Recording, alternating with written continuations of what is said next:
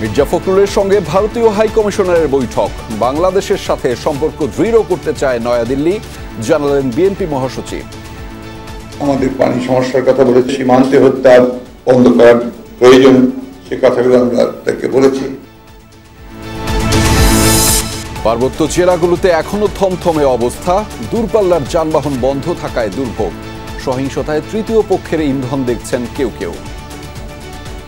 পাহাড়ি সেরে বাঙালি আছে, বাঙালি সেরে পাহাড়ি আছে। আগুনটা লাগাই দিয়েছে কিনা, একটা দোকানে লাগাইছে, সব কিনা হয়ে গেছে। এই বিক্ষোভের মধ্যে কে বা কাহারা এখানে এসে গুলি করছে। আগের মতো সবাই মিলে পাহাড়ি বাঙালি সবাই মিলে যেন এখানে সুন্দর একটা ব্যবসা আমরা চালিয়ে যেতে পারি।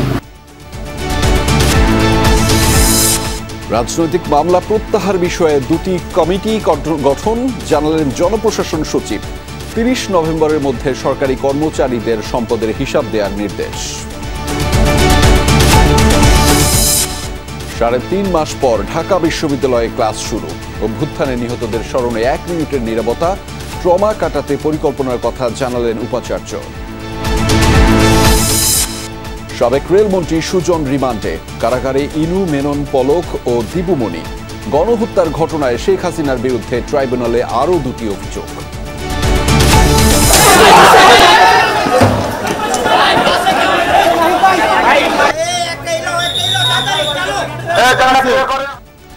গণঅভ্যুত্থানের সময় দিন রাত সেবা দিয়েছেন চিকিৎসকরা। ১৬ জুলাই থেকে ৫ আগস্ট কেবল ঢাকায় চিকিৎসা নেন ২০,০০০ আহত। ইরানে কয়লা খনিতে ভয়াবহ বিস্ফোরণে অন্তত ৫১ জনের প্রাণহানি, আহত ২০, নিখোঁজ ২৪ জনের সন্ধানে চলছে রুদ্ধশ্বাস অভিযান।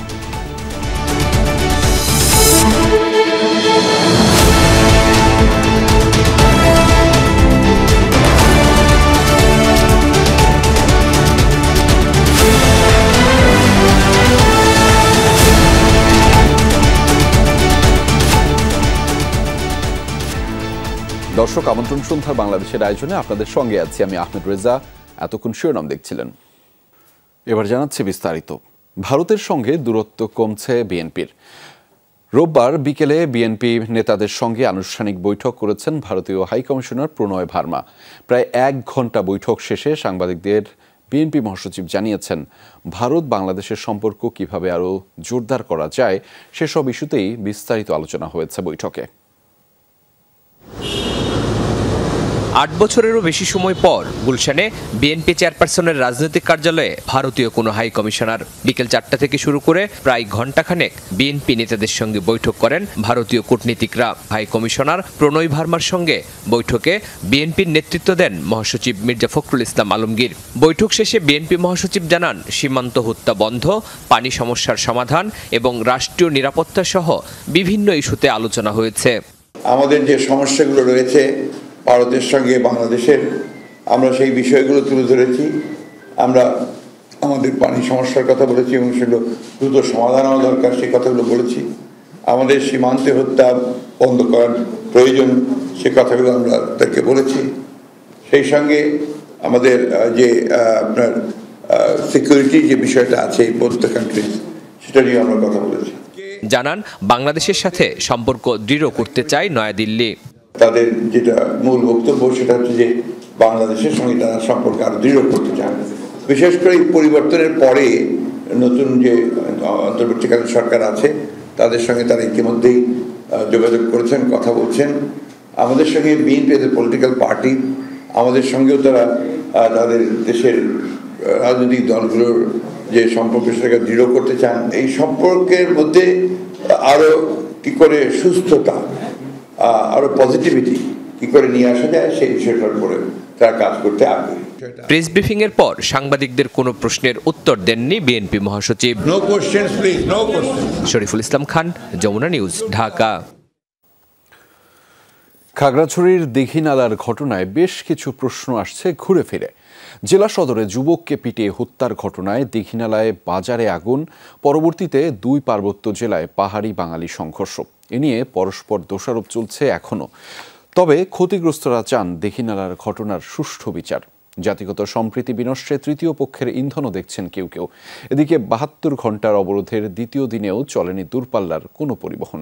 খাগড়াছড়ি থেকে সহকর্মী রিয়াজ রায়হান জানাচ্ছেন বিস্তারিত। ছবি তুলেছেন রাকিবুল ইসলাম। পুলক চাকমার বয়স ৬০ ছুঁই। দীঘিনালার বাজারে ব্যবসা করছেন ৩ দশক ধরে। দীর্ঘ যাত্রায় এমন ঘটনা আগে দেখেননি তিনি। কে বা কারা করতেছে, কেন করতেছে এটা বলার আমি প্রয়োজন বোধ করি না। এই প্রথম এটা গতি গেল আর কি। দুর্বৃত্তের দেয়া আগুনে শুধু শতাধিক দোকানে পড়েনি, আদতে পড়েছে এক একটি পরিবারের বাঁচার স্বপ্ন ও জাতিগত সম্প্রীতি।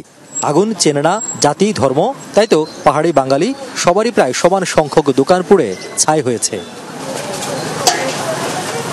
দুপক্ষেরই অভিযোগ অনেকটা কাছাকাছি। জেলা সদরে যুবকের মৃত্যুকে কেন্দ্র করে শিক্ষার্থীদের প্রতিবাদী মিছিলে ঘটে হামলা, ফাঁকা গুলির ঘটনা, তারপরেই বাজারে আগুন। গুলি করার মধ্যেই পাহাড়ি বাঙালি দুনো পক্ষ আক্রমণ, এক পক্ষ আরেক পক্ষকে আক্রমণ করছে। বাঙালি আর পাহাড়ে দুজনে ভেদাভেদ, এখানে সবার সাথে মানে একটা সংযোগ হয়ে গেছে। গুলির শব্দে আমরা আতঙ্কিত হয়ে গেছি। আতঙ্কিত হওয়ার পরে আমরা এখানে মানে যার অবস্থানে সে দোকানের ভিতরে লক করেছিলাম। কিছুক্ষণ পরে দেখতেছি যে ধাউ ধাউ করে আগুন জ্বলতেছে। পাহাড়ির ছেড়ে বাঙালি আছে, বাঙালির ছেড়ে পাহাড়ি আছে। হ্যাঁ, আগুনটা লাগাই দিয়েছে কিনা, একটা দোকানে লাগাইছে, সব কিনা হয়ে গেছে। এই ঘটনাকে দীর্ঘ ৩ দশকের জাতিগত বন্ধুত্বের শিকল ভাঙার চেষ্টা দেখছেন কেউ কেউ। শিগগিরই ভাঙা সম্পর্ক আবারও জোড়া লাগবে, বিচার হবে প্রকৃত দোষীদের, এমন প্রত্যাশা সবার। সিভিল প্রশাসন, সেনা প্রশাসনকে সাধারণ মানুষ সহযোগিতা করতে হবে। প্রতিষ্ঠান বড় হোক বা ছোট, ব্যবসার প্রতিষ্ঠান তো সরকার যেন আমাদেরকে আর্থিকভাবে সহযোগিতা করে। আমরা আগের মতো সবাই মিলে, পাহাড়ি বাঙালি সবাই মিলে যেন এখানে সুন্দর একটা ব্যবসা আমরা চালিয়ে যেতে পারি। কিন্তু আমরা যারা এখন ক্ষতিগ্রস্ত, পাহাড়ি বাঙালি সবাই মিলে যখন থাকতে পারি। পরিস্থিতি স্বাভাবিক রাখতে আইনশৃঙ্খলা বাহিনী তৎপর বলে দাবি পুলিশের। গত 19 তারিখে যে আপনার এখানে যে দেখতেছেন ঘটনা ঘটছে, এরপরে কোথাও বসত বাড়ি যে কোনো ধরনের হামলা বা পুরানোর ঘটনা একেবারেই নেই। এদিকে জম্মু ছাত্র জনতার ডাকা ৭২ ঘন্টার অবরোধের দ্বিতীয় দিন শেষ হয়েছে কোনো অপ্রীতিকর ঘটনা ছাড়া। পরিস্থিতি নিয়ন্ত্রণে টহল জোরদার ছিল সেনাবাহিনী, বিজিবি ও পুলিশের। দীঘিনালার এই ঘটনার পর বেশ কিছু প্রশ্ন ঘুরে ফিরে আসছে। তা হচ্ছে, খাগড়াছড়ি সদরের ঘটনায় কেন এখানে প্রতিবাদ হলো, আবার সেই প্রতিবাদী মিছিলে কারা গুলি করেছে, তারপর কারা এই ঘটনায় অর্থাৎ এই যে দোকানপাটগুলো সেগুলোতে আগুন দিয়েছে, আর আগুন দেওয়ার পর কারা বিভিন্ন সামাজিক যোগাযোগ মাধ্যমে উস্কানিমূলক পোস্ট করেছেন। আইনশৃঙ্খলা বাহিনী কর্মকর্তারা বলছেন, এই যে প্রশ্নগুলো রয়েছে সেই প্রশ্নগুলোর যদি উত্তর মেলানো সম্ভব হয়, তাহলে পাহাড়ি বাঙালির মধ্যে এই জাতিগত দাঙ্গা লাগানোর যেটি চেষ্টা বা বিরোধ বাঁধানোর যেটি চেষ্টা, সেটি প্রতিহত করা সম্ভব হবে। রিয়াজ রায়হান, যমুনা নিউজ, দীঘিনালা, খাগড়াছড়ি। দর্শক, পার্বত্য অঞ্চলের বর্তমান অবস্থা জানাতে আমাদের সাথে খাগড়াছড়ি থেকে যুক্ত রয়েছেন সহকর্মী রিয়াজ রায়হান। তিনি ইতিমধ্যে আমাদের সাথে যুক্ত রয়েছেন। আমরা তার মাধ্যমে সেখানকার সবশেষ পরিস্থিতিগুলো জেনে নিতে পারবো। রিয়াজ, আপনি আজ সারাদিন দেখেছেন, ঘুরেছেন, খাগড়াছড়ির কি অবস্থা দেখলেন, সেখানকার মানুষের সাথেও আপনার কথা হয়েছে, জানতে চাই বিস্তারিত আপনার মাধ্যমে। রেজা, পরিস্থিতি এখন স্বাভাবিক একেবারে। শহরে যেহেতু আমরা আছি, শহরের পরিস্থিতি একেবারে স্বাভাবিক। দ্বিতীয় দিন ছিল আজকে অবরোধের। জম্মু ছাত্র জনতার যে ঢাকার যে অবরোধ, ৭২ ঘন্টার অবরোধ, তার দ্বিতীয় দিনে আজকে স্বাভাবিক পরিস্থিতি ছিল। এবং দীঘিনালায় গিয়েছে, যেখানে শতাধিক দোকানঘর জ্বালিয়ে দিয়েছিল দুর্বৃত্তরা, সেখানেও পরিস্থিতি অনেকটা ধীরে ধীরে স্বাভাবিক হতে শুরু করেছে। এবং উপজেলা প্রশাসন এর আগের সংবাদগুলোতে যেটি জানাছিলাম, যে উপজেলা প্রশাসন এর মধ্যে তালিকা করতে শুরু করেছে, যাদের ক্ষতিগ্রস্ত ব্যবসায়ী যারা রয়েছেন তাদেরকে তালিকা তৈরি করে তাদেরকে পুনর্বাসনের যে উদ্যোগ সেটি তারা নীতি এরই মধ্যে শুরু করেছে। সুতরাং সবকিছু মিলে আমরা একটি বিষয়ের যে আমরা আজকে দুই পক্ষের সাথে কথা বলেছি, পাহাড়ি এবং বাঙালি যারা রয়েছেন, তারা বলছেন যে তারা সবাই মিলেমিশে বসবাস করছেন। গত দশকের পর দশক তারা মিলেমিশে বসবাস করছেন। এই ধরনের পরিস্থিতি আসলে কখনো দেখা যায়নি খাগড়াছড়িতে। নিশ্চিত বেশ কিছু ঘটনা ঘটেছে, কিন্তু সেগুলোর আসলে অনেকগুলো কারণও থাকতে পারে। কিন্তু এই যে ঘটনাটি ঘটেছে, এই দিয়ে আসলে সবাই হতবাক। এবং তারা বলছে যে দীঘিনালার মতো জায়গায় অন্তত গত ৩০ বছরে ধরনের কোনো ঘটনা ঘটেনি। সুতরাং কেন ঘটেছে, এখন সবার একটি প্রশ্ন যে কেন ঘটেছে, এর পিছনে অন্য কোনো উদ্দেশ্য আছে কিনা বা অন্য কোনো পক্ষ এর মধ্যে ইন্ধন দিয়েছে কিনা সেটি খুঁজে বের করা খুব জরুরি। যার কারণে তারা এবং দুই পক্ষই বলছে যে আমরা শান্তিপূর্ণভাবে বসবাস করছিলাম এবং সামনেও করতে চাই, এবং এই যে সম্পর্কের একটি ছেদ ঘটেছে তাদের মধ্যে, এই যে একটি হারমোনি নষ্ট হয়েছে, সেটি যাতে খুব দ্রুত সময়ে আসলে সেই ছেঁড়া বন্ধনটি তাদের জোড়া লাগায়। প্রায় 3.5 মাস পর ঢাকা বিশ্ববিদ্যালয়ে শুরু হলো শিক্ষা কার্যক্রম। দীর্ঘ বিরতি শেষে ক্যাম্পাসে ফিরে উৎফুল্ল শিক্ষার্থীরা। তাদের প্রত্যাশা শিগগিরই স্বাভাবিক হয়ে উঠবে শিক্ষা জীবন। সেই সঙ্গে হল ও বিশ্ববিদ্যালয়ে প্রয়োজনীয় সংস্কারের দাবি রয়েছে তাদের। উপাচার্য জানিয়েছেন, শিক্ষার্থীদের ক্ষতি পুষিয়ে নিতে এবং ট্রমা কাটাতে পরিকল্পনার হাতে নিচ্ছে বিশ্ববিদ্যালয় কর্তৃপক্ষ। কলাভবনের সামনের বটতলা আবারও বন্ধু সহপাঠীদের আড্ডায় জমজমাট। সতীর্থদের সঙ্গে দীর্ঘদিনের শিক্ষা বিরতি শেষে আবারও দেখা। ঢাকা বিশ্ববিদ্যালয়ের সবুজ চত্বরে বন্ধুদের উচ্ছল আনাগোনা। প্রিয় ক্লাসমেট যখন প্রাণের সই হয়ে যায়, তখন বহুদিন পর দেখায় যেন সব ঝাঁপি খুলে বসা। শিক্ষার্থীদের আনাগোনায় প্রাণ ফিরে পেয়েছে চেনা ক্লাসরুম। গলায় গলা মিলিয়ে হঠাৎ আবার দেখা যেন এক দারুণ বিপ্লবের দিন শেষে ঢাকা বিশ্ববিদ্যালয়ের শিক্ষার্থীদের আবার ফিরে আসা শিক্ষা কার্যক্রমে। তাই আনন্দ, উচ্ছলতা আর আগ্রহ তাদের চোখে মুখে। একটা উৎসবমুখর পরিবেশ সৃষ্টি হচ্ছে, সবার সাথে দেখা হচ্ছে দীর্ঘদিন পরে। অনেক ক্ষতি হয়েছে, তো 3-4 মাস পরে আবার স্বাভাবিক ক্লাসরুমে ফিরে আবার পড়াশোনা করতে পারবো। ফ্রেন্ডের সাথে দেখা হচ্ছে, অনেকে আন্দোলনের সাথে জড়িয়ে গিয়েছিল। 1 জুলাই থেকে ঈদুল আজহা আর গ্রীষ্মের ছুটির পর বিশ্ববিদ্যালয় যখন খুলেছিল, শিক্ষকরা তখন প্রত্যয় স্কিম বাতিলের দাবিতে কর্মবিরতিতে। এরপর কোটা সংস্কারের দাবিতে 7 জুলাই থেকে শিক্ষার্থীদের ক্লাস পরীক্ষা বর্জন। দেশব্যাপী ছড়িয়ে পড়া আন্দোলনের কেন্দ্রবিন্দু হয়ে ওঠা ঢাকা বিশ্ববিদ্যালয় 17 জুলাই থেকে অনির্দিষ্টকালের জন্য বন্ধ ঘোষণা করা হয়। তারপর জুলাই আগস্টের সেই ছাত্র জনতার বিপ্লব আর অভ্যুত্থান। দীর্ঘদিন শেষে এই ক্লাসে ফেরা শিক্ষার্থীদের মধ্যে এখনো সেই বিপ্লবের দিনগুলোর স্মৃতি আর চেতনা। রাজনীতির একটা সুষ্ঠু পরিবেশ ফিরে আসবে এবং সেই রাজনীতিটা ডাকসু কেন্দ্রিক রাজনীতি। উদ্বেগজনক একটা পরিস্থিতি ছিল, তো সেখান থেকে আমরা বের হয়ে আসতে পেরেছি, কিন্তু সম্পূর্ণরূপে এটা এখনো নির্মূল করা যায়নি, যাতে করে আর কোনো ক্যাম্পাসে বিশৃঙ্খলা তৈরি না হয়। সকল ক্ষেত্রে সচল থাকুক এবং বাংলাদেশ নতুন এক তারুণ্য পাক। তোফাজ্জল নামক যে লোকটাকে মারা হলো, এত বড় একটা বিপ্লবের পরে হুট করে এরকম একটা ঘটনা ঘটা কখনোই প্রত্যাশিত ছিল না। একাডেমিক কার্যক্রম শুরুর দিনের সকালে সিনেট ভবনের সামনে ছাত্র জনতার অভ্যুত্থানে নিহতদের স্মরণে 1 মিনিট নীরবতা পালন করে বিশ্ববিদ্যালয় প্রশাসন। নবনিযুক্ত উপাচার্য অধ্যাপক ডক্টর নিয়াজ আহমেদ খান বলেন, শিক্ষার্থীদের ক্ষতি পুষিয়ে নিতে হবে, কাটাতে হবে জুলাই আগস্ট বিপ্লব ঘিরে সৃষ্টি হওয়া ট্রমাও। আমরা পড়াশোনার মধ্যে থাকতে পারিনি, সেটি কি করে দ্রুত পুষিয়ে নেওয়া যায় সে বিষয়ে আমাদের কিছু পরিকল্পনা আছে। ছাত্র শিক্ষক সবাই একটি কঠিন মনস্তাত্ত্বিক এবং শারীরিক স্ট্রেসের মধ্য দিয়ে, একটা ট্রমার মধ্য দিয়ে এই পর্যায়ে এসছেন।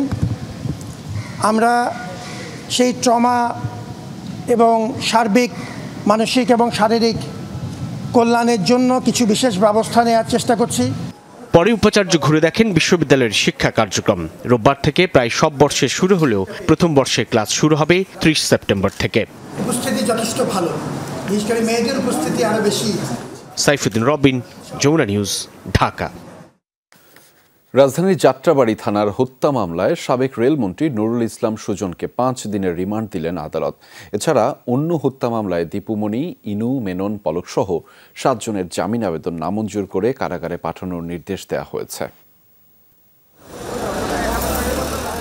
রোববার সকালে 8 আসামিকে তোলা হয় মেট্রোপলিটন ম্যাজিস্ট্রেট সাদ্দাম হোসেনের আদালতে। শুনানি হয় রাজধানীর যাত্রাবাড়ী আদাবর থানার হত্যা মামলার। তেজগাঁও থানার 2 পৃথক হত্যা মামলারও ছিল জামিন শুনানি। উভয় পক্ষের শুনানি শেষে যাত্রাবাড়ী থানার রফিকুল ইসলাম হত্যা মামলায় সাবেক রেলমন্ত্রী নুরুল ইসলাম সুজনের 5 দিনের রিমান্ড মঞ্জুর করেন আদালত। আর তেজগাঁও থানার হত্যা মামলায় সাবেক সমাজ কল্যাণ মন্ত্রী দীপুমণি, আইসিটি প্রতিমন্ত্রী পলক, রাশেদ খান মেনন, হাসানুল হক ইনু, সাবেক আইজিপি চৌধুরী আবদুল্লাহ আল মামুন ও সাংবাদিক দম্পতি শাকিল রূপাকে গ্রেফতার দেখানো হয়। শুনানিতে আসামিপক্ষের জামিন আবেদন নামঞ্জুর করে কারাগারে পাঠানোর নির্দেশ দেন বিচারক। এ সময় তেজগাঁও থানার পৃথক মামলায় রাশেদ খান মেনন, হাসানুল হক ইনু ও আবদুল্লাহ আল মামুনকেও কারাগারে পাঠানোর নির্দেশ আসে। এদিকে আদাবর থানার হত্যা মামলায় সাবেক অতিরিক্ত অ্যাটর্নি জেনারেল ব্যারিস্টার মেহেদী হাসানের জামিন আবেদন নামঞ্জুর করে কারাগারে পাঠানোর নির্দেশ দেওয়া হয়। ছাত্র জনতার আন্দোলনে সহিংসতার দায় আসামিরা এড়াতে পারে না, এমন মন্তব্য করে রাষ্ট্রপক্ষের আইনজীবীরা বলছেন অভিযুক্তদের সর্বোচ্চ শাস্তি নিশ্চিতে আইনি লড়াইয়ে থাকবেন তারা। প্রসিকিউশন পক্ষে আমরা তার জামিনের বিরোধিতা করি, বলি যে আসামিরা বোনাফাইড একজন তারা ক্রিমিনাল এবং তারা এই হত্যার সঙ্গে জড়িত। তারা যদি বের হয় দেশে অশান্তি হবে এবং পেশিবাদের দোষরা যারা এখনো লুকিয়ে আছে তাদের সঙ্গে মিলে দেশের অশান্তি সৃষ্টি করবে এবং শান্তি শৃঙ্খলা বিঘ্নিত করবে। এদিকে মামলা, গ্রেফতার, রিমান্ডকে রাজনৈতিক উদ্দেশ্য প্রণোদিত আখ্যা দেন আসামিপক্ষের আইনজীবী। জানান ন্যায় বিচার পেতে প্রয়োজনে সর্বোচ্চ আদালতে যাবেন তারা। হয়রানি করার উদ্দেশ্যে এবং রাজনৈতিক কারণে এই মামলাগুলোতে আমাদের সন্নিবেশ করা হচ্ছে। এই আদেশে এবং আমরা অর্ডারে আমরা সংক্ষুব্ধ হয়েছি, আমরা বিক্ষুব্ধ হয়েছি, আমরা ন্যায় বিচার হতে বঞ্চিত হয়েছি। এদিন সাবেক রেলমন্ত্রী নুরুল ইসলাম সুজন ছাড়া অন্যান্য আসামিদের রিমান্ডে রাখার আবেদন করেনি পুলিশ। রাব্বি সিদ্দিকী, যমুনা নিউজ, ঢাকা। আন্তর্জাতিক অপরাধ ট্রাইব্যুনালে শেখ হাসিনার বিরুদ্ধে গণহত্যার অভিযোগ জমা পড়েছে আরও 2টি। বৈষম্য বিরোধী আন্দোলনে ডাক্তার সজীব ও মানারাত বিশ্ববিদ্যালয়ের শিক্ষার্থী শাকিল হত্যায় শেখ হাসিনা সহ 77 জনের বিরুদ্ধে ট্রাইব্যুনালে অভিযোগ দায়ের করা হয়েছে। চিফ প্রসিকিউটর জানালেন, শিগগিরই বিচারিক প্রক্রিয়া শুরু হবে। বৈষম্য বিরোধী আন্দোলন চলাকালে রাজধানীর উত্তরার আজমপুরে গত 18 জুলাই পুলিশের গুলিতে আহত হন ডাক্তার রাজীব সরকার। পরে উত্তরা আধুনিক হাসপাতালে নেওয়া হলে চিকিৎসক মৃত ঘোষণা করেন। বুকের বাম দিকে গুলি লেগে নিহত হন ডাক্তার সজীব। নিহতের ঘটনায় শেখ হাসিনা সহ 71 জনের বিরুদ্ধে আন্তর্জাতিক অপরাধ ট্রাইব্যুনালে অভিযোগ দায়ের করা হয়েছে। রোববার আন্তর্জাতিক অপরাধ ট্রাইব্যুনালে ডাক্তার সজীবের বাবা হালিম সরকার এই অভিযোগ দায়ের করেন। তিনি জানান, গাজীপুরের তাহেরুন্নেসা মেডিকেল কলেজ থেকে 2020 সালে MBBS পাশ করেন সজীব। নিরপরাধ ছেলেকে গুলি করে হত্যার বিচার চান তার বাবা। আমি যে ফার্স্ট কাপড়টা উঠানোর পরে দেখি যে আমার ভাইয়া শুয়ে আছে। আমার ভাইয়ার বুকের বাম দিকে গুলি লাগছে, বাম দিকে গুলি লেগে সেটা হাতের ডান সাইডের একটা সাইড দিয়ে বের হয়ে গিয়েছে। আমি যতটুকু জানতে পারছি যে ট্রাইব্যুনালে সঠিক বিচার হবে, বা আমিও আশা রাখি যে এখানে সত্য এবং সঠিক বিচারটা হবে, এবং সঠিকটা উদ্ঘাটন করে সঠিক বিচারের জন্য আমি এখানে এসেছি। যে কোনো সময় ট্রাইব্যুনালে বিচারক নিয়োগ করে শুরু হবে বিচার কার্যক্রম, জানালেন চিফ প্রসিকিউটর। আগে যত লোকের নামই থাকুক, সেটা কিন্তু পর্যালোচনার পরে এই নামগুলো কেউ যদি অতিরিক্ত থাকে বাদও পড়তে পারে, আবার কারো নাম যদি ঢুকানোর দরকার হয়, আমরা মনে করি যে তদন্তে এসেছে সেই ঘটনার সাথে সম্পৃক্ত, তার নাম ঢুকতেও পারে। সুতরাং এটা ফাইনালি ডিসাইড হবে যখন আন্তর্জাতিক অপরাধ ট্রাইব্যুনাল গঠন হওয়ার পরে আমরা যে পিটিশনটা দায়ের করব সেখানেই নির্ধারিত হবে। একই দিনে উত্তরার আজমপুরে মানারাত ইউনিভার্সিটির শিক্ষার্থী শাকিল হত্যায়ও অভিযোগ দায়ের করা হয়। লাভলি বিথি, যমুনা নিউজ, ঢাকা। প্রধান উপদেষ্টা ডক্টর মোহাম্মদ ইউনূসের সঙ্গে সাক্ষাৎ করেছেন বাংলাদেশ সেনাবাহিনীর প্রধান জেনারেল ওয়াকারুজ্জামান। সকালে প্রধান উপদেষ্টার কার্যালয়ে সৌজন্য সাক্ষাৎ করেন সেনাপ্রধান ওয়াকারুজ্জামান। এ সময় তিনি দেশের আইন শৃঙ্খলা পরিস্থিতি বিষয়ে প্রধান উপদেষ্টা ডক্টর ইউনূসকে অবহিত করেন। এছাড়াও দেশের অভ্যন্তরীণ নানা বিষয়ে আলোচনা করেন তারা। আইন শৃঙ্খলা পরিস্থিতির উন্নতিতে সেনাবাহিনীর সক্রিয় ভূমিকার প্রশংসা করেন প্রধান উপদেষ্টা। প্রতি বছর 31 ডিসেম্বর আর চলতি বছর 30 নভেম্বরের মধ্যে 15 লাখ সরকারি কর্মচারীকে সম্পদের হিসেব জমা দিতে হবে বলে জানিয়েছেন জনপ্রশাসন মন্ত্রণালয়ের সিনিয়র সচিব ডক্টর মোখলেসুর রহমান। দুপুরে সচিবালয়ে আনুষ্ঠানিক ব্রিফিংয়ে এই সব কথা জানিয়েছেন তিনি। বলেছেন, যে সকল কর্মচারীর কর আয়যোগ্য তাদের রিটার্ন জমা দিতে হবে। সচিব আরও বলেন, সম্পদের হিসাব জমা দেওয়ার ইস্যুটি আইনগতভাবে গোপনীয়, সে কারণে তা প্রকাশ করা হবে না। সবশেষ 2008 সালে সরকারি চাকরিজীবীরা সম্পদের হিসাব জমা দিয়েছিল। এখন দুর্নীতি কমাতে 15 লাখ সরকারি চাকরিজীবীকে এবছর 30 নভেম্বর আর আগামী বছর থেকে 31 ডিসেম্বরের মধ্যে সম্পদের হিসাব জমা দেওয়ার আদেশ জারি করা হলো।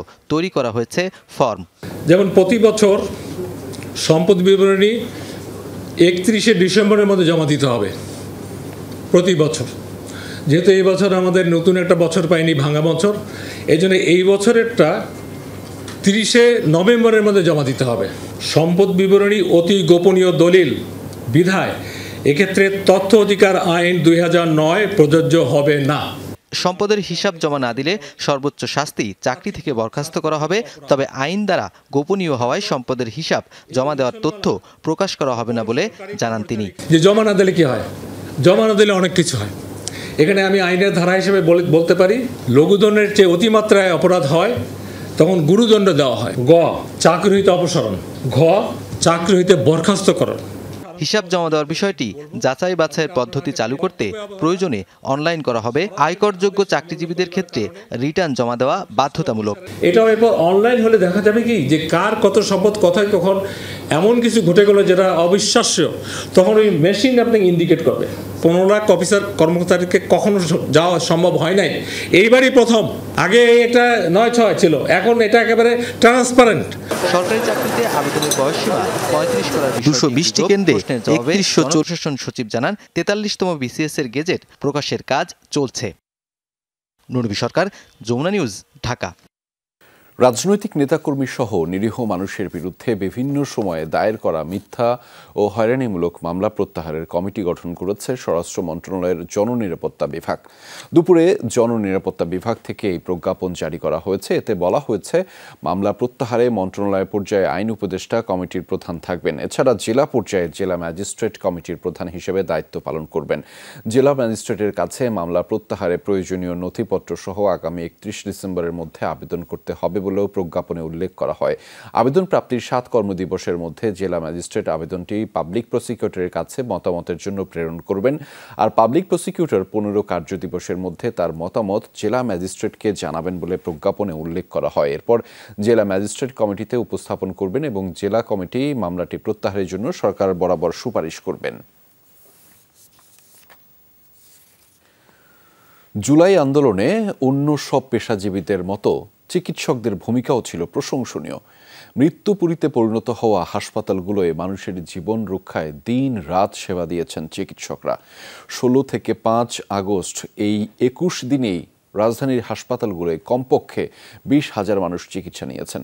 সহকর্মী আরিফুর রহমান সবুজ তুলে এনেছেন ভয়ঙ্কর সেই অভিজ্ঞতার কথা। ছবি তুলেছেন মোহাম্মদ ফারেজ। 18 এবং 19 জুলাই নির্মম বর্বর দিনের সাক্ষী ঢাকা মেডিকেল কলেজ হাসপাতালের চিকিৎসক, নার্সরা। অ্যাম্বুলেন্স, রিক্সা, অটোরিকশা কিংবা ভ্যানে করে হাসপাতালে আসতে থাকে শত শত হতাহত। কারো হাতে পায়ে জখম, মাথায় মুখে রক্তের স্রোত, কারো বুক ভেদ করে গুলি বেরিয়ে গেছে পিঠ দিয়ে। আহতদের চিকিৎসায় এগিয়ে এসেছিলেন ইন্টার্ন এবং ট্রেনি চিকিৎসকরা। আন্দোলনকারীদের চিকিৎসা দিতে গিয়ে সে সময় রোশানলের শিকারও হয়েছেন অনেকে। As a whole human being হয়ে আমরা এটা আসলে সহ্য করতে পারি না। অ্যাকচুয়ালি এত পরিমাণ আহত, এত পরিমাণ আমরা চেষ্টা করেও কাউকে হয়তো বাঁচাতে পারছি না, কারণ অবস্থা এতই খারাপ ছিল। চিকিৎসা দিতে আসলে চিকিৎসা দিতে দিবে না, কর্মরত যারা সিনিয়র ছিল তারা না করছে যে এখানে চিকিৎসা হবে না বা টোটালি বন্ধ করে দিচ্ছে, অ্যালিগেশন দিয়ে দিচ্ছে যে যারা চিকিৎসা করতেছে এরা শিবিরের লোক। ঢাকা মেডিকেলের পর বৈষম্য বিরোধী ছাত্র আন্দোলনে হতাহতদের বড় একটি অংশ আসে রাজধানীর এই শহীদ সোহরাওয়ার্দী মেডিকেল কলেজ হাসপাতালে। কিন্তু এখানে আসার পরেও নানা রকম বাধা আর প্রতিকূলতার মধ্যে পড়তে হয় তাদের। ঠিক সেই সময়েও তাদের পাশে এসে দাঁড়ান এখানকার চিকিৎসকরা। মিরপুর, মোহাম্মদপুর, ধানমন্ডি সায়েন্স ল্যাবের হতাহতদের আনা হয়েছিল এখানে। বিভিন্ন রকম ডাক্তারই তো আছে, সবাই তখন একত্রিত হওয়ার চেষ্টা করেছে যে না, আমরা নৈতিক দিক থেকে আমরা আমাদের সেবা দিব। এত মানুষকে আসলে আমরা যে চিকিৎসা দিব, সবাইকে আসলে চিকিৎসা দেওয়ার সুযোগও পাচ্ছিলাম না। একসাথে 8জন 10জন করে রোগী ঢুকতেছে। 18 থেকে 5 আগস্ট রণক্ষেত্রে পরিণত হয়েছিল রামপুরা, বাড্ডা, মহাখালী, উত্তরা। আওয়ামী ভয়ভীতি আর পুলিশের রেইডে অনেক হাসপাতালের গেটে তখন তালা, বন্ধ ছিল চিকিৎসা সেবা। পরিস্থিতি বিবেচনায় বিভিন্ন দলে ভাগ হয়ে স্পট ভিত্তিক চিকিৎসা সেবায় নামেন অনেকে। তারা হাসপাতাল পর্যন্ত আসতেই বাধার সম্মুখীন হচ্ছিল। পরবর্তীতে আমাদের এখানকার যারা ইন্টার্ন ডক্টররা আছে এবং পোস্ট গ্রাজুয়েশন ট্রেনিং ডক্টররা আছে, তারা চিন্তা করলো যে আমরা ওদের যেহেতু আসতে সমস্যা হচ্ছে, আমরাই যাই ওদের সাথে কিছু করা যায়। ভয়ভীতির বিপরীতে উত্তরার 7 বেসরকারি হাসপাতালের ভূমিকা ছিল অনন্য। বিনা চিকিৎসায় আহতরা যখন দিশেহারা, মানবতার দ্বার খুলে দিয়েছিলেন উত্তরা আধুনিক মেডিকেল কলেজ সহ অনেক হাসপাতালেই। এমন পরিস্থিতি তৈরি হয়েছে, আমরা ইমার্জেন্সি এবং ক্যাজুয়ালিটি যে ডিপার্টমেন্ট থেকে চিকিৎসা প্রদান করছিলাম, বিশেষত রক্তপাত বন্ধ করার, সে যা এক পর্যায়ে কান্নার দৌড় পড়ে যায়, কারণ হাসপাতালের ভিতরে গুলি হচ্ছে। আমার তাদেরকে আশ্বস্ত করতে হয়েছে, আমি সামনে আছি, তোমরা পিছনে, আমাকে ভেদ করে গুলি তোমাদেরকে টাচ করবে। জুলাই 24-এর শিক্ষা নিয়ে আগামীতে চিকিৎসা সেবাকে যেন রাজনীতির ঊর্ধ্বে রাখা হয়, সেই দাবি চিকিৎসকদের। আরিফুর রহমান সবুজ, যমুনা নিউজ, ঢাকা। জুলাই আন্দোলনে আহতদের চিকিৎসা দিতে চীনের 10 সদস্যের মেডিকেল টিম ঢাকা এসেছে। দুপুরে হজরত শাহজালাল আন্তর্জাতিক বিমানবন্দরে মেডিকেল টিমকে স্বাগত জানান চীনের রাষ্ট্রদূত ইয়া ওয়েন। বলেন, বন্ধুত্বের নিদর্শন হিসেবে অন্তর্বর্তী সরকারের আমন্ত্রণে এদেশের মানুষের পাশে দাঁড়াতে ঢাকা এসেছে চিকিৎসক দল। জুলাই বিপ্লবে উত্তাল হয় পুরো দেশ। পুলিশের হামলায় আহত অনেকেই এখন দেশের বিভিন্ন হাসপাতালে চিকিৎসাধীন। গুরুতর আহতদের চিকিৎসা সেবা দিতে রোববার দুপুরে ঢাকা এসেছে চীনের ন্যাশনাল হেলথ কমিশনের 10 সদস্যের একটি প্রতিনিধি দল। তাদের স্বাগত জানান চীনের রাষ্ট্রদূত ও স্বাস্থ্য অধিদপ্তরের একাধিক কর্মকর্তা। বিশ্বাস করি এই টিম আহতদের চিকিৎসা সেবা দেওয়ার ক্ষেত্রে নতুন মাত্রা যোগ করবে। এই টিম পাঠানোর ফলে আরও সুদৃঢ় হলো দুদেশের বন্ধুত্ব। The friendship between China and Bangladesh is long lasting. চীনের রাষ্ট্রদূত জানান, সম্পর্কের স্মারক হিসেবেই মেডিকেল টিম পাঠিয়েছে বেইজিং।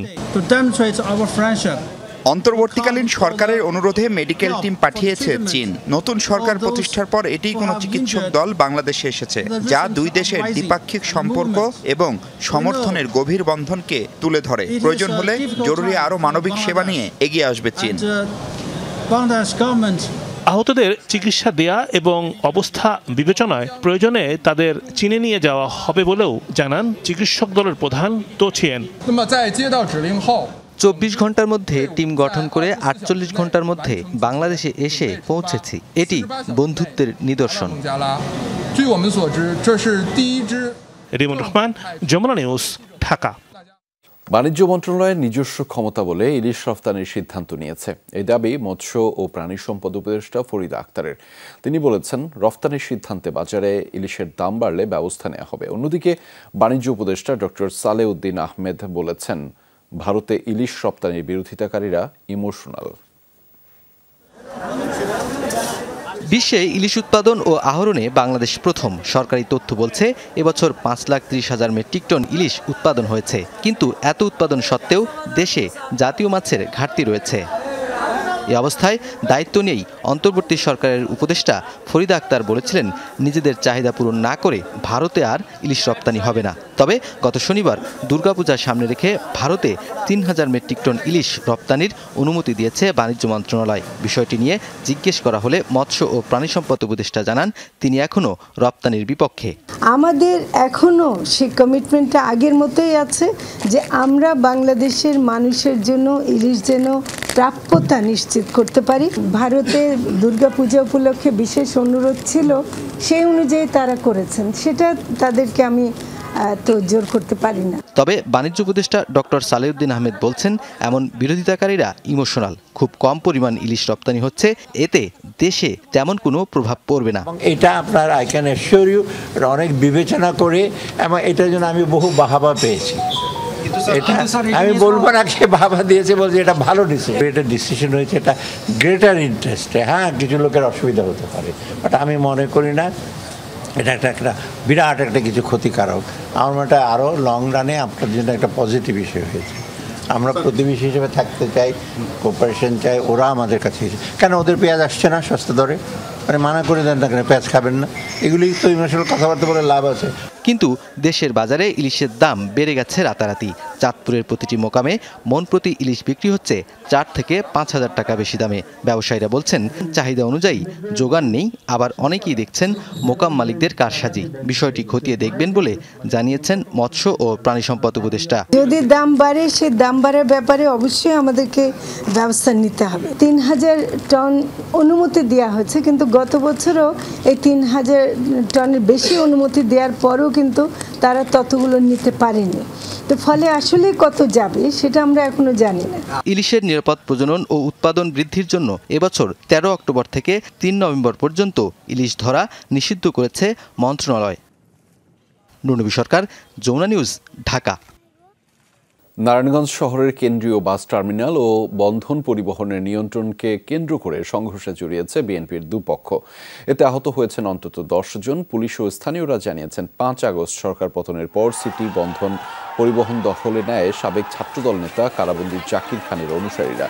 বিকেলে স্বেচ্ছাসেবক দল নেতা সাখাওয়াত রানা, মমিনুর রহমান বাবু ও কামাল উদ্দিন জনির নেতৃত্বে একদল লোক বন্ধন পরিবহনের অফিস ও কাউন্টার দখলে নিতে হামলা চালায়। এ সময় আহত হন বেশ কয়েকজন। খবর পেয়ে জাকির খানের অনুসারীরা তাদের ধাওয়া দেয়। এ সময় দুপক্ষের মধ্যে সংঘর্ষ বাধে। পরে যৌথ বাহিনী ঘটনাস্থলে গিয়ে পরিস্থিতি নিয়ন্ত্রণে আনে।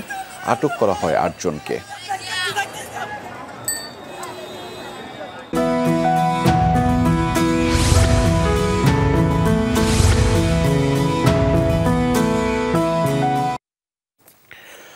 জাতিসংঘের সাধারণ পরিষদের অধিবেশন ও জলবায়ু সপ্তাহ সামনে রেখে নিউ ইয়র্কে বিক্ষোভ করেছে পরিবেশবাদীরা। তাদের অভিযোগ, বায়ুমণ্ডলে কার্বন নিঃসরণ নিয়ন্ত্রণে কোনো কার্যকর উদ্যোগ নিচ্ছে না বিশ্ব নেতারা। উল্টো জীবাশ্ম জ্বালানির ব্যবহার বাড়িয়েই চলছে উন্নত দেশগুলো। নিউ ইয়র্কের ব্রুকলিন ব্রিজ পরিবেশবাদীদের সরব পদচারণায় মুখর। জাতিসংঘের সাধারণ অধিবেশন ও জলবায়ু সপ্তাহকে কেন্দ্র করে শুক্রবার এই বিক্ষোভ মিছিলের আয়োজন করে পরিবেশবিদরা।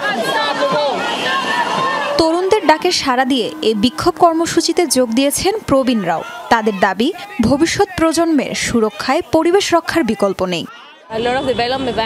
ডেভেলপমেন্ট ব্যাংকগুলো ক্রমাগত অনবায়নযোগ্য জ্বালানি উত্তোলনের পেছনে অর্থায়ন করছে। ভূগর্ভস্থ জীবাশ্ম জ্বালানি ব্যবহার ল্যাটিন আমেরিকার বিভিন্ন জনগোষ্ঠীর ওপর হুমকির কারণ হয়ে দাঁড়িয়েছে। ভবিষ্যৎ প্রজন্মের সুরক্ষায় এসব বিষয় নিয়ে এখনই আওয়াজ তুলতে হবে। পরিবেশ রক্ষার দাবিতে এই মিছিলে অংশ নিয়েছেন বিভিন্ন দেশের জলবায়ু কর্মীরাও। পরিবেশ বাঁচাতে আমাদের বাচ্চারা এগিয়ে এসেছে, নেতৃত্ব দিচ্ছে। আমি এখানে এসেছি আমার সন্তানকে সমর্থন জানাতে। জীবাশ্ম জ্বালানির লাগামহীন ব্যবহার পরিবেশে কার্বন ডাই অক্সাইডের মাত্রা বাড়িয়ে তুলছে। ভবিষ্যতের পরিস্থিতি আরো ভয়াবহ হয়ে উঠবে। আমার দেশ জলবায়ু পরিবর্তনের ভুক্তভোগী। উগান্ডায় অপরিশোধিত তেল প্রক্রিয়াজাতকরণের জন্য 1443 কিলোমিটার দীর্ঘ পাইপলাইন তৈরির আলোচনা চলছে। বিশ্বের সবচেয়ে দীর্ঘ এই পাইপলাইনের তাপমাত্রা হবে 50 ডিগ্রি সেলসিয়াস। আমি চাই যারা এসব প্রজেক্ট বাস্তবায়নে অর্থ দেয় তাদের বিচার হোক। জাতিসংঘের এবারের অধিবেশনে পরিবেশ রক্ষায় কার্যকর ব্যবস্থা গ্রহণ এবং জীবাশ্ম জ্বালানি সংক্রান্ত প্রকল্পে অর্থায়ন বন্ধের দাবি জানান পরিবেশবাদীরা। পৃথিবীকে বাসযোগ্য রাখা না গেলে আগামীতে হুমকিতে পড়বে মানব সভ্যতা, যার দায় উন্নত বিশ্বকে নিতে হবে বলে মনে করেন জলবায়ু কর্মীরা। তাজরিয়ান সোবহান, যমুনা নিউজ। অবৈধ সম্পদ অর্জনের দায়ে সাবেক 2 সংসদ সদস্য ও এক পুলিশ কর্মকর্তার বিরুদ্ধে প্রকাশ্যে অনুসন্ধানের সিদ্ধান্ত নিয়েছে দুদক।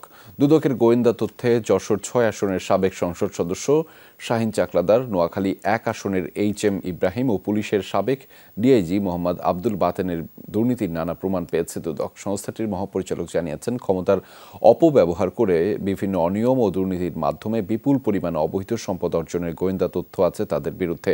নিজ ও পরিবারের নামে সব সম্পদ অর্জন করেন তারা।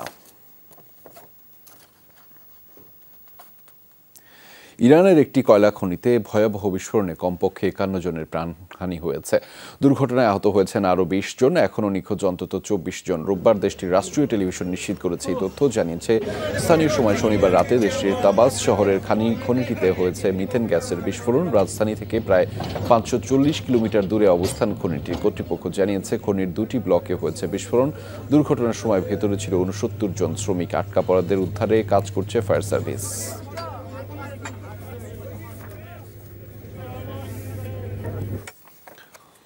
দর্শক, এই ছিল আজকে শুনধার বাংলাদেশের আয়োজনে। এতক্ষণ আমাদের সাথে থাকার জন্য সবাইকে ধন্যবাদ।